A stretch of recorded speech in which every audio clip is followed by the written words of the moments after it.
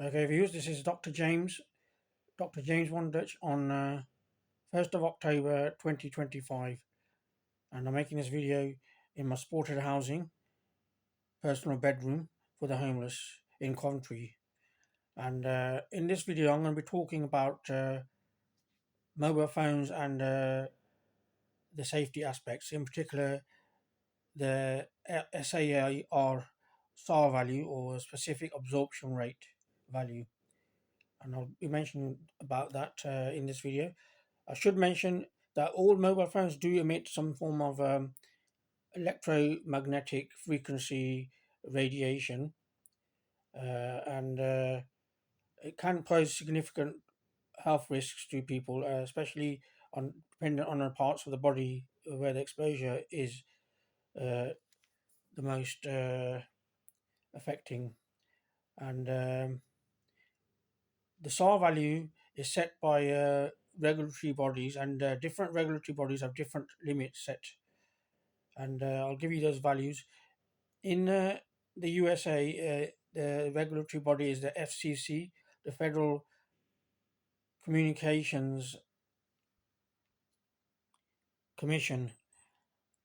So in the United States, the FCC, Federal Communications Commission, sets the SAR value at 1.6 watts per kilogram, averaged over 1 gram of tissue. Whereas in the European Union, the regulatory body sets the SAR value at 2 watts per kilogram, which is a bit higher than the US, and that's averaged over 10 grams of tissue. And for limbs, the limit is even higher. That's set at 4 watts per kilogram. So for the head part, anyway, it's deemed to be set quite low. Obviously, you don't want exposure, radio frequency, electromagnetic exposure to the head in particular, and also maybe from the head down. But the limbs it's allowed to be a bit more higher. That's the SAR value, and so the SAR value is obviously dependent on the regulatory body, like I said, and also the region in which the mobile phone is going to be sold. So obviously in Europe, it's a bit higher than in the United States. That's all you need to know for the moment.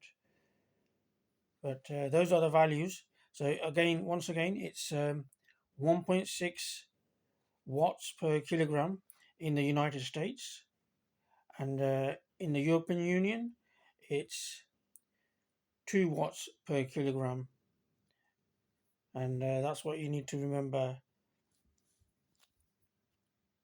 And what also needs to be remembered is a lower SAR value doesn't necessarily always mean a safer phone, because all phones sold legally in a given country must comply with the set RF, that's the radio frequency exposure guidelines, and differences in SAR values between models do not indicate variations in safety. And also maximum versus actual SAR. The SAR value published by a manufacturer is the maximum level measured under specific high power testing conditions. And in actual use, a phone's power output and thus its SAR is often much lower because the device automatically reduces its power when full strength is not needed. And the World Health Organization states that if people are concerned about RF exposure, that's radio frequency exposure, they can reduce it by limiting the amount of time spent on a device or by using hands-free accessories, etc. So there are ways of reducing your exposure. Obviously, if you want to minimize your RF energy exposure, you should consider these practices. For instance, using a handset, that's with a headset or speakerphone to keep the phone away from your head, and if you can, text instead of making calls, and avoid using your phone in areas with weak signals, as the phone will increase its power output to compensate. So also low charged phones, they probably also emit more RF frequency. So that's another thing to remember. So, what is specific absorption rate or SAR? It measures the amount of radio frequency energy from an electronic device like a mobile phone, and that is absorbed by your body's tissue. And why it matters? Because high levels of radio frequency energy absorption could be harmful. So, regulatory bodies like the ones I've mentioned, the FCC, the Federal Communications Commission in the US, and the European Union, set limits to ensure consumer safety. And you can find your SAR value of your device by either dialing star hash 07 hash, and if that doesn't work, then you can always check the manual or the index, the menu index. It might be listed in there, the user manual, and the SAR values for different use cases as well. For instance, they'll be different for the head, body, etc. So they are detailed usually in the manual that comes with your phone, and you can always visit their website. For instance, Samsung website, they provide SAR information on their website. And tips to reduce SAR exposure, like I mentioned, use hands-free accessories, use a speakerphone or headset, and that keeps the device further from your head, and limit usage time and reduce the amount of time you spend using the device, and maintain distance. That's another important thing. Keep the device a safe distance from your body when possible. So even when it's in your pockets and things, it could be exposing you to harm. There's hazardous harm, because that's close proximity to your body skin, especially in the pockets. So if there's something there that blocks it, obviously that the radio frequency exposure then is also minimized by distance, of course.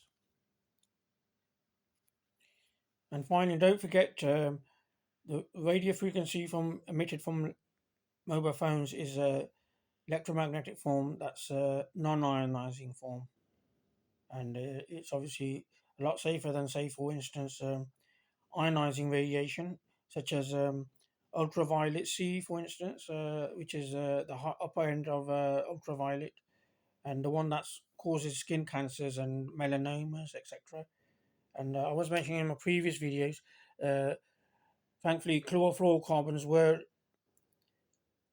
cancelled and banned from use in products such as aerosols and refrigerants, and alternative safer products.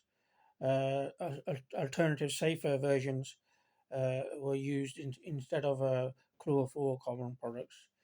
So aerosols that are around today are obviously chlorofluorocarbon friendly.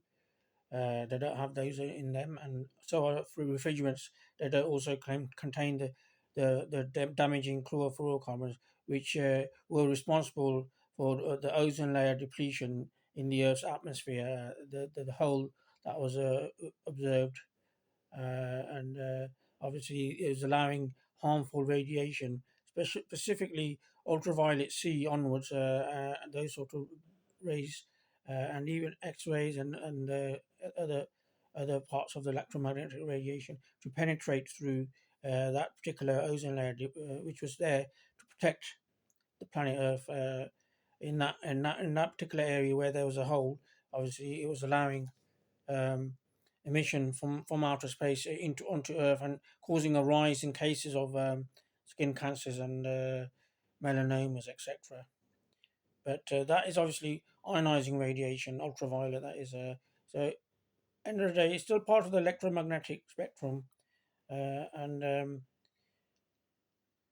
all I need to mention is, regardless of non-ionizing type of radiation or ionizing radiation, there can still be harmful effects. And obviously microwaves, for instance, even they can cause problems as well, and microwaves are commonly used not only just in microwave cookers but in other devices as well.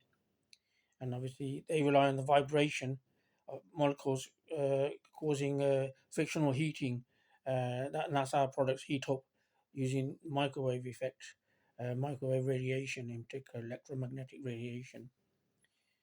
And radio frequencies is not far from that. The phones that we use, the mobile phones, cellular phones, that electromagnetic frequency is not far from microwave radiation. So just imagine the heating effect observed in microwaves. Obviously, that's the upper end. So that's as worst as it can get, causing the molecules to vibrate and heat up. But obviously, at a lower dose, so it's a lot safer. But still, do keep an eye on the specific absorption rate of your device and do check it out if you can. And if that number doesn't work, the number I've just given you, star hash 07 hash, then obviously refer to your manual for your phone and it should be listed on that, or go to the website for your phone. And remember, once again, in the European Union, it's set at 2 watts per kilogram, and in the US, it's set by the FCC at 1.6 watts per kilogram. Currently, that's the current figures, and that's about it for today. Dr. James Wondich on 1st of October 2025.